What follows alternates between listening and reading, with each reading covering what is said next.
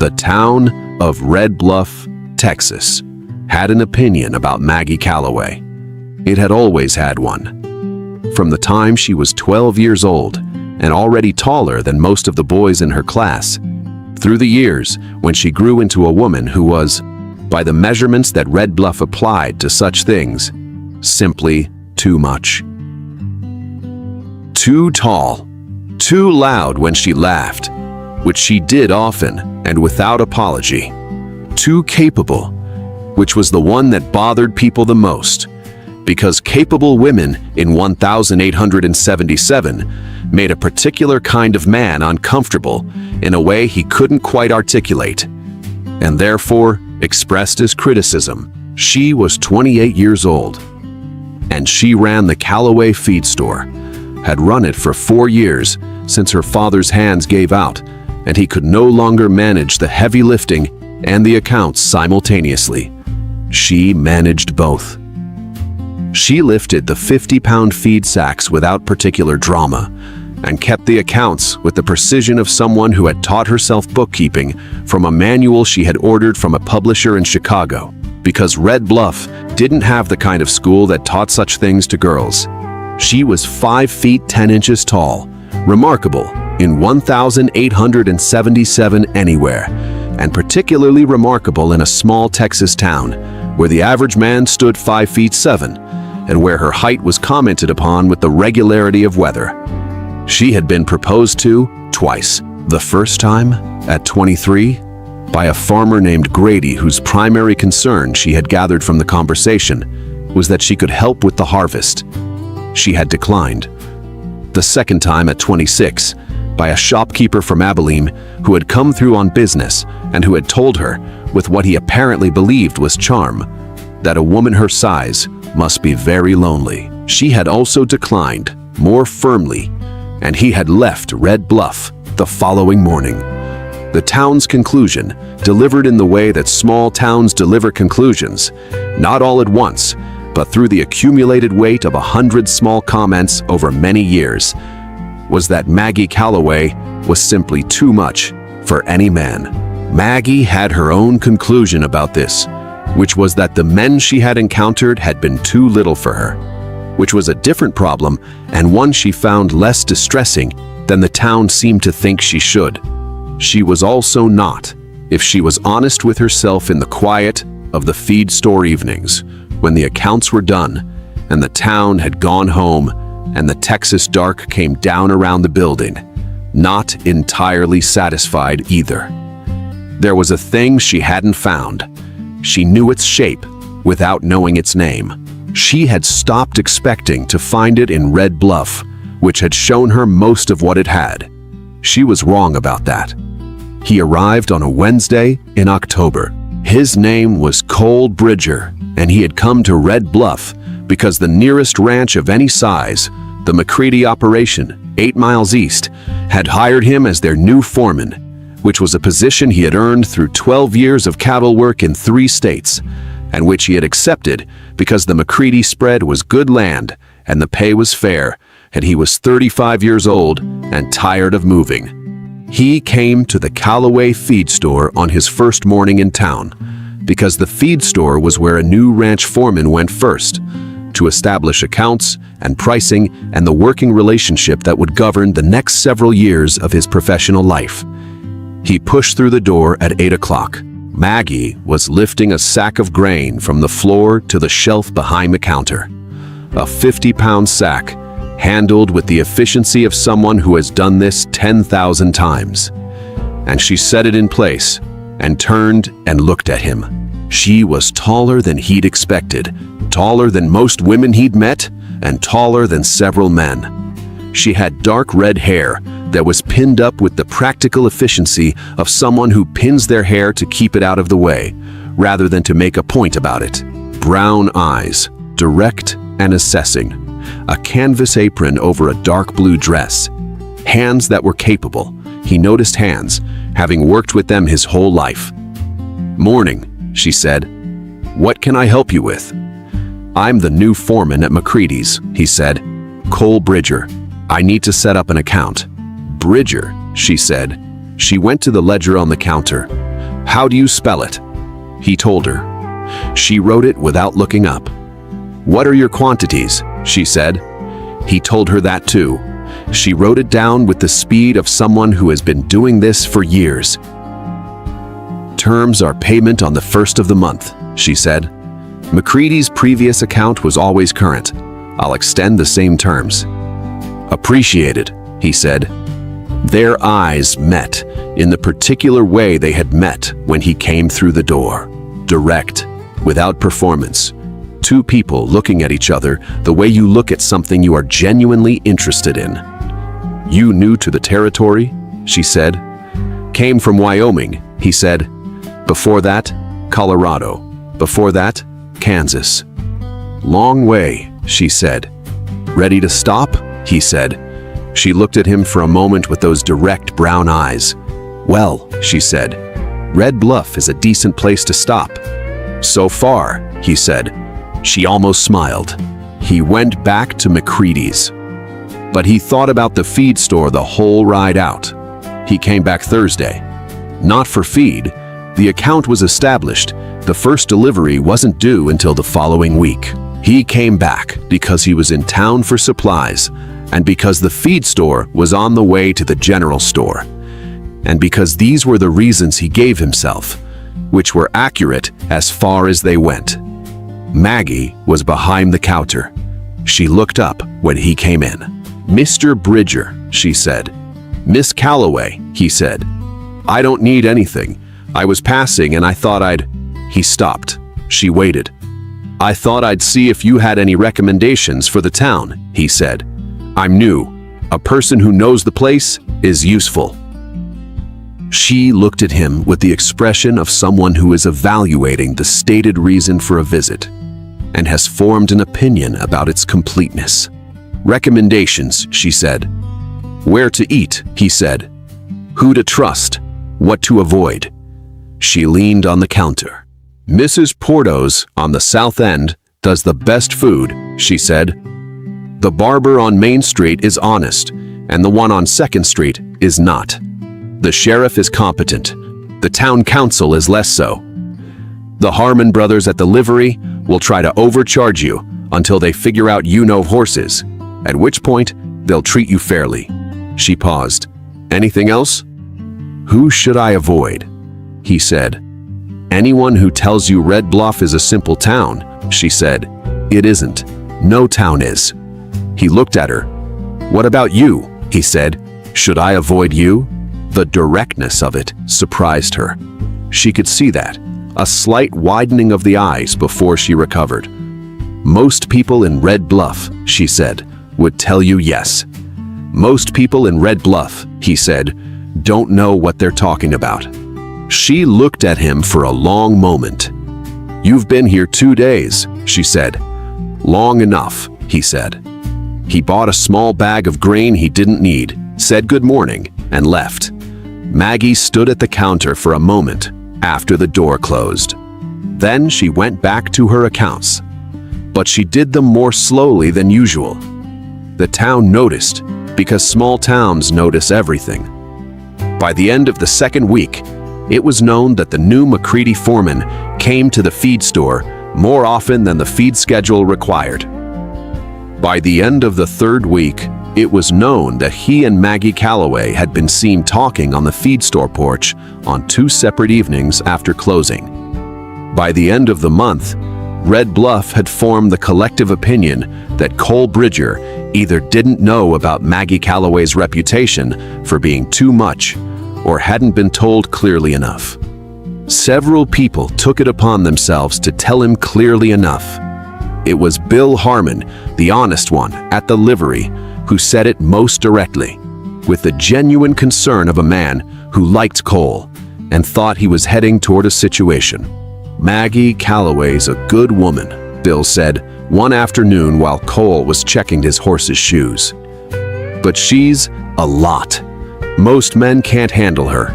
She's got opinions about everything. She runs that store like a general runs an army. She's taller than you, which some men find." "Bill," Cole said, without looking up from the hoof he was examining, "I appreciate what you're doing. I don't need it." Bill looked at him. "You know what you're getting into," Bill said. It wasn't quite a question. "I know what I'm hoping to get into," Cole said, "which is a conversation with a woman who has something worth saying. That's rarer than people think." Bill thought about this. "She's turned down 2 men already," he said. "Good," Cole said.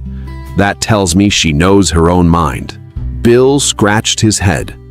"You're a strange man, Bridger," he said. "Probably," Cole agreed, and went back to the hoof. It was a Friday in November when it changed. Cole had come by the store at closing time, 6 o'clock, the Texas fall dark coming down fast, with no particular excuse prepared, which was itself a kind of honesty. Maggie was locking the front door when he rode up, and she turned and looked at him and waited. "I don't have a reason," he said from the saddle. "I know," she said. "I thought we can walk," he said. "Along the river, if you wanted." She looked at him for a moment. Then she untied her apron and hung it on the door peg and said, "Give me a minute." They walked along the Red Bluff River in the early dark, the cottonwoods bare now, and the water low, and the stars beginning over the flat Texas horizon.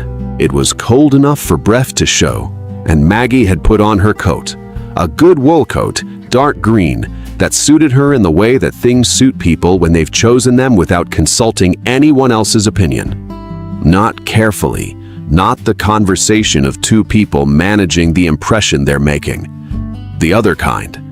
She told him about the feed store, and her father, and the manual she'd ordered from Chicago, and what it had felt like to teach herself bookkeeping at 19 because she needed to know it, and there was no one to teach her. He told her about Wyoming and Colorado and Kansas, and the 12 years of moving, and why he had finally decided to stop, and what stopping felt like after that long in motion. "Why Red Bluff?" she said, specifically. "McCready's offered the position," he said, "but I'd looked at 3 other offers before I took it." He paused. Something about this part of the territory felt right. "The land?" she said. "Maybe," he said. "I hadn't been here 2 days before I thought maybe it was something else." She looked at him sideways. "You're not subtle," she said. "No," he said. "I never saw the point." They walked a while, in the comfortable silence of people who have found that the other person's quiet is not empty. Then Maggie said, with the honesty that was simply her way, "People have been telling you things about me." "Yes," he said. "What things?" "That you're too much," he said, "for any man." She looked at the river. "And," she said, "and I've spent 3 weeks having conversations with you," he said, "and I think the people who said that were measuring you against men who weren't big enough for the measurement." He paused. "That's not your problem. That's theirs." She was quiet for a long moment. "You don't know me that well," she said. "I know you well enough," he said. "I know you taught yourself bookkeeping from a manual because you needed to know it. I know you run that store the way it ought to be run. I know you said no to 2 men who weren't right and didn't apologize for it." He looked at her. "I know that when you laugh, it's because something is actually funny and not because someone expects you to." She stopped walking. She turned and looked at him. In the early dark, with the cottonwoods bare above them and the river running low and cold beside them, she looked at Cole Bridger with the full attention of someone who has been seen clearly and is deciding what to do about it. "Cole," she said. "Yes," he said. "What exactly are you doing?" she said. "I'm telling you," he said, "that I think the town of Red Bluff has been wrong about you for a long time, and I'd like the chance to be right about you instead." He paused. "If you'll let me." She held his gaze.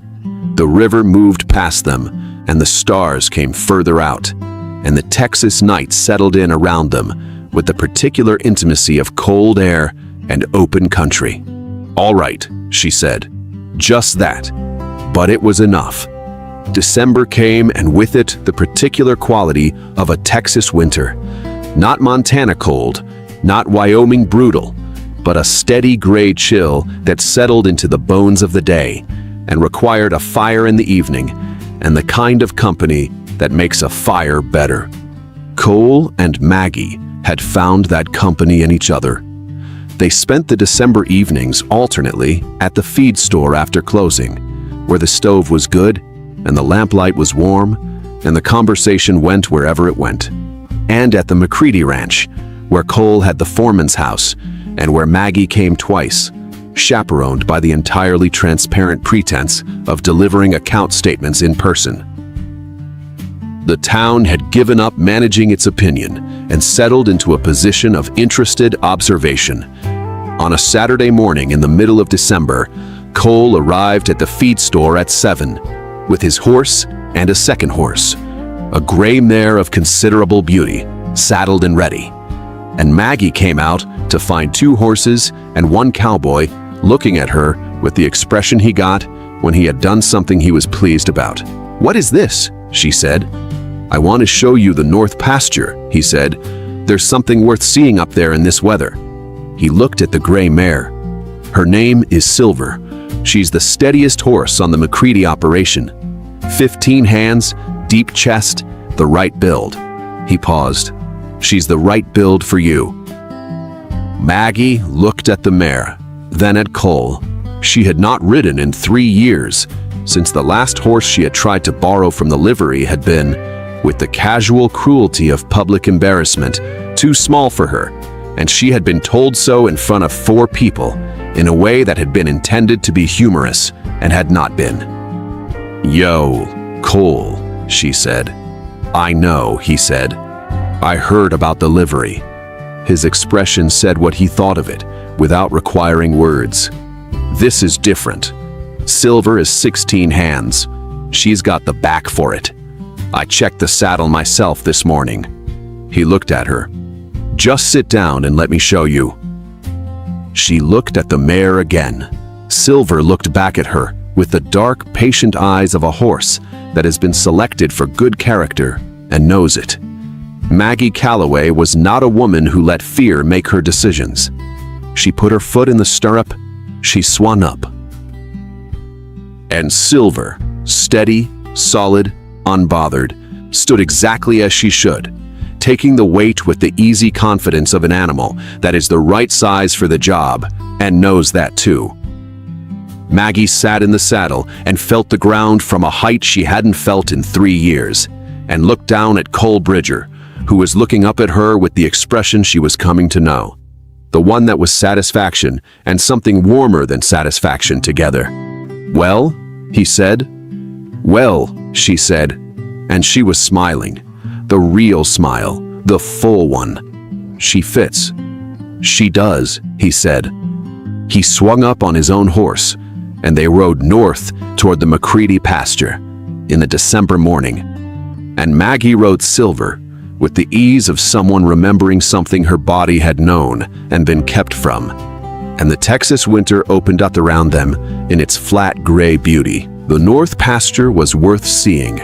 It was a long stretch of grassland that in summer was unremarkable, and in December had caught the frost in a way that made every blade stand separate and crystalline, the whole field lit by the low winter sun into something that was silver and gold and entirely itself. A creek ran along the eastern edge and had frozen at the edges, but not the center, and the combination of moving water and still ice was a thing that required no commentary. They stopped their horses at the fence line and looked at it. "You were right," Maggie said. "I usually am about what's worth seeing," he said. She looked at him. "That's not a quality that endears you to people," she said. "Fortunately," he said, "I'm not trying to endear myself to people, just to you." She looked at the pasture. "How is that going?" she said. The tone was light, almost. "You tell me," he said. A pause. The frost field glittered in the low sun. "Better than I expected," she said, "when you first came through that door." "What did you expect?" he said. "Another man who would find out I was too much?" she said, "and leave." "Maggie," he said, "I have been looking for someone who was enough for as long as I've been looking." He turned his horse so he was facing her directly. "You are the first person I have met who is actually enough." He paused. "The town has it backwards." She looked at him. The thing that she had known the shape of, without knowing its name, the thing she had stopped expecting to find in Red Bluff, was sitting on a horse in front of her in the December frost field, and looking at her with amber eyes that were entirely serious, and entirely warm, and entirely decided. She knew it, the way you know things that are true. "Cole," she said. "Yes," he said. "Ask me," she said. He asked her. She said, "Yes." They were married in February, a simple ceremony, because Maggie had no interest in elaborate and Cole had no patience for it. And the combination produced exactly the wedding they both wanted, which was the one where the important thing happened and the unnecessary things didn't. Red Bluff attended in full, because Red Bluff attended everything, and because there was an additional quality of interest in attending the wedding of a woman the town had written off, and a man who had apparently not read the town's opinion on the subject. Mrs. Porto, who made the wedding cake, said afterward that she had known all along. Bill Harmon, at the livery, said he had known since the conversation about Maggie's opinions that Bridger was either very brave or very smart, and had concluded it was both. The two men who had proposed to Maggie, Grady the farmer and the shopkeeper from Abilene, were not present, being in other places, which was appropriate. Maggie's father, who had been watching the situation from his chair by the fire in the apartment above the feed store, with the contained satisfaction of a man who has hoped for something for a long time and is watching it arrive, sat in the front row and did not try to hold anything back when the moment came, which it did, clearly and simply and entirely right. Cole Bridger ran the McCready foreman operation with the competence that had gotten him hired, and with an additional quality that good work takes on when the person doing it has somewhere worth coming home to at the end of the day. Maggie ran the Calloway feed store and the Calloway accounts, and increasingly the McCready accounts as well, because competence expands into available space, and there was available space, and she was very competent. She rode silver every Saturday morning. This became known in Red Bluff, and then accepted, and then, in the way the things become accepted and then invisible, simply part of what was true about Maggie Bridger, which was what she was called now, though she kept Calloway on the feed store sign because it had been her father's name on it for 30 years, and she saw no reason to change it. The town's opinion about her revised itself gradually, in the way that small-town opinions revise. Not with any announcement, not with any acknowledgement that a revision was occurring, but simply by the slow replacement of one set of comments with another. She was, and this was said with the particular approval that communities give to people who have found their right place, exactly right, which she had always been. It had simply taken the right man to say, "Sit down and let me show you."